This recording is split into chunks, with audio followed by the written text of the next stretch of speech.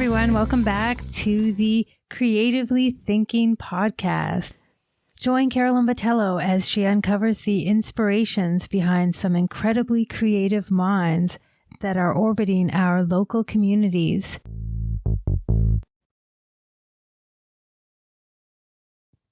Hey everyone, welcome back to the Creatively Thinking podcast with Carolyn B. And today we are discussing the German Dadaist artist known as Höch. I'm not sure if I'm pronouncing that right, but it's got that umlaut on top, right? So it's not too sure. I think it's Höch. All right. So as a German Dadaist artist, Höch was a pioneer who used mass media images in collages to create new subversive works that were politically and socially provocative, engaging everyone who encountered them. Being from a bourgeoisie family, she was traditionally pushed to follow the societal norms of the time. However, when she began her career artistically, when World War I broke out, she found herself drawn to the bohemian art scene in Berlin that gave her a community of like-minded individuals. They pushed the boundaries of society and art. She continued her studies at Berlin School of Applied Arts until 1920, and she became romantically involved with artist Raoul Hausmann in 1918, who introduced her to the Berlin Dadaist circle. Höch worked part-time at Ullstein Verlag, a prominent Berlin magazine publishing house. This position gave her access to a rich supply of images and text she could use in her work. Her journey was not without its challenges. As a woman in a male-dominated industry, she faced many obstacles. Her commitment to art as a tool to challenge the status quo and reflect on the contradictions of modern life inspires so many to this day. However, during her time, she did not get the recognition she deserved. Hausmann and other Dadaists were happy to have her around, but she was relegated to the sidelines and did not get credit for her work.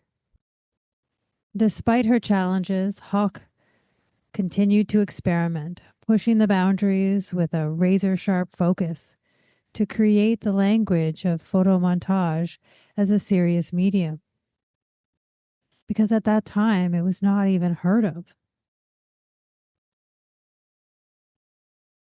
Well, actually, it kind of was. I guess Picasso and George Braque were kind of doing it, but really, Höch was really, really single-mindedly sort of taking on this medium and just creating it as a focus, as the primary medium to be focused on, as sort of, I don't know, a primary sort of medium aside from painting. In 1920, the Dadaist group held their first international Dadaist fair, which was held in a traditional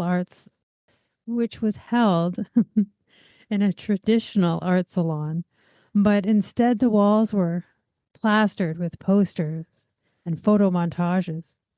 Höch was permitted to participate, but only after Hausmann threatened to withdraw his work.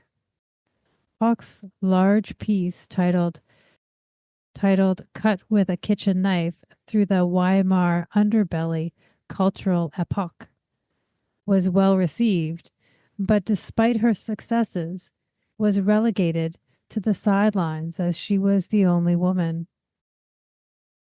Consequently, she began to move away from the Dadaists, including Hausmann. In 1922, their romantic involvement ended, as did the dissolution of the Berlin Dadaist group. Because of Höch's distinct criticism of gender constructions, she became interested in the new woman who wore short hair, made her own choices, and was free from the social restrictions of the time. Women were more than objects of desire. They were powerful, multifaceted, complex individuals with their own agency. Hawk used the kitchen as her workplace. It was a way to challenge the traditional division of labor and gender roles. Women did not need to be confined to the domestic sphere. She was reclaiming it. She was reclaiming it as a creative space. These photomontages weren't entirely about the images, but about the process of creating them. She would painstakingly cut out these print images, layer them, and paste new images, creating entirely new narratives on what women represented. For example, the beautiful girl is a modern woman with a light bulb for a head and a car wheel for a body, surrounded by immaculate, smiling model women. Hilariously terrifying how women were expected to be beautiful and brainless simultaneously. The tamer is a large female mannequin with a muscular male body with folded arms across the chest. The mannequin is gazing downward at a sly looking sea lion in the corner of the composition. The expression on the two makes you wonder who is being tamed. Hawk was intense. Hawk was intensely interested in the representation of women as dolls, mannequins, and puppets, and how this was interpreted for mass consumption. During her time with the Dadaists, she constructed exaggerated female figures that were slightly ominous. During the mid to late 20s, Hawk was living in The Hague, Netherlands, where she dated a Dutch author, Til Brugman, who supported her and encouraged her work. This relationship was quite scandalous for the time, compelling her to further examine cultural conventions, gender roles, and identity constructions. Hawk made 18 to 20 composite androgynous figures that were exploring gender fluidity long before it was mainstream. Her work on androgyny was revolutionary for the time. Her photomontages were her experiences as a bisexual woman, challenging the norms as she was processing her identity. Hannah Hawk's legacy is a reminder that art needs to transform, inspire, and question. Her work critiqued the world and how to imagine it differently. In 1934, she was pinpointed by the Nazis as a cultural Bolshevist. To continue making her art, she retreated to a cottage in, oh geez, Hulgensee, a borough on the outskirts of Berlin. This was where she remained until it was safe to reemerge. In 1938, she married Kurt Mathies, a much younger pianist, until their divorce in 1944.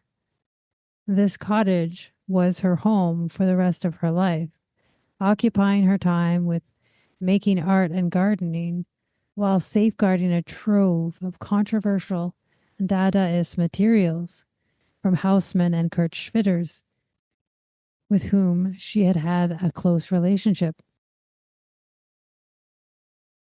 She worked hard after the war to remain artistically relevant by exhibiting in art shows and exploring new media, while also referencing her early career. Hannah Hawk returned to textiles, printmaking, and pattern making, which were some of her early influences as an artist that she had learned from Orlik when she was working at Ulstein Verlag. Moving more freely after the war into using color and abstraction, her works, covering more than 6 decades, have led feminists to discover and analyze her contributions to the history of female art in the 20th century. Thank you, Glorious Humanoids, for tuning in and listening to my little essay on Hannah Höch and her contributions to art history, and how we really need to owe everything, in a sense, to this artist for introducing us to collage and how it can really influence how we see the world around us. So thank you, Glorious Humanoids. See you next time. Thank you, Glorious Humanoids. See you next time. Join me next time as I go down another rabbit hole with another creative professional on their insights, their inspirations, and their ingenuity.